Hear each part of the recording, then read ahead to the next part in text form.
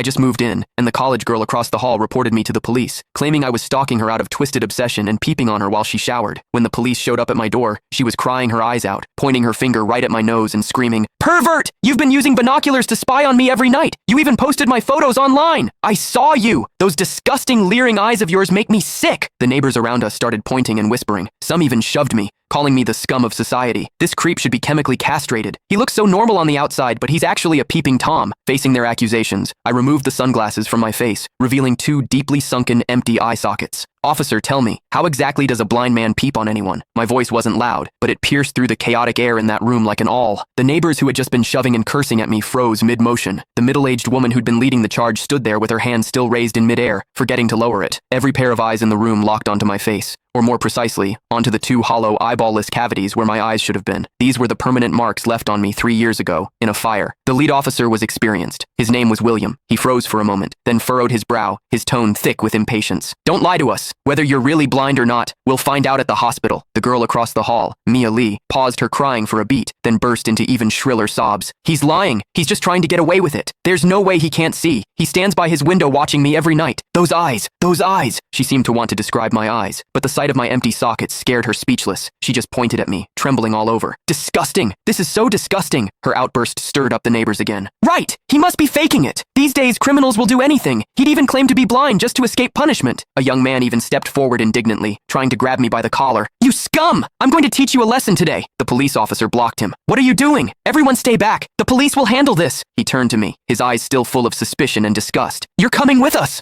I didn't resist. I calmly held out both hands. Cold metal touched my wrists. Two younger officers flanked me on either side and led me toward the elevator. Behind me, Mia's crying mixed with the neighbors' curses into a chaotic din. "Scum of society! Get out of our community! Hope you rot in prison!" I could see the righteous expressions on their faces. I could also hear the pleasure in their voices as they trampled me into the mud. I stepped into the elevator. The metal doors slowly closed, cutting off the noise from outside. One of the younger officers, probably new to the job, couldn't help but ask me quietly, Are you really blind?" I tugged at the corner of my mouth but didn't answer. The other officer patted his shoulder, signaling him to keep quiet. But I knew that in their minds, the scales had already tipped completely in favor of that tearful young girl. After all, it was a young, pretty, pitiful college student on one side, and on the other, a suspicious man living alone, wearing sunglasses. In their eyes, it was crystal clear who was the victim and who was the perpetrator. What they didn't know was this: sometimes, what the eyes see is the biggest lie of all. And I, a blind man, had seen something that none of them had. For instance, when Mia accused me, her heartbeat was steady, without a single ripple of genuine emotion. The interrogation room at the police station was harshly lit by fluorescent lights, and the air smelled faintly of mildew. I sat on a cold metal chair. Across from me were William and a female officer.